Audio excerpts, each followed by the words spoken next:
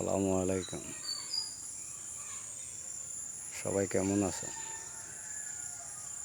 বাংলাদেশের পরিস্থিতি হিসাবে বলতে গেলে ডক্টর ইউনূসকে আমরা আজীবন ক্ষমতায় চাই।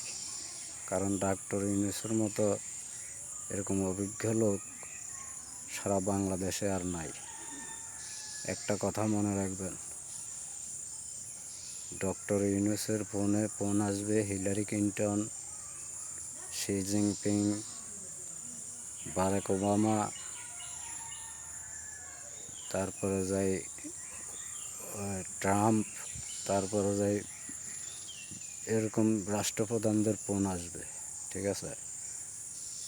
আর যারা দালাল চক্র বাংলাদেশকে ধ্বংস করার পায়তারা করছে তাদের মোবাইলে ফোন আসবে সন্ত্রাসীদের, ঠিক আছে? ডক্টর ইউনূসকে আমরা চাই।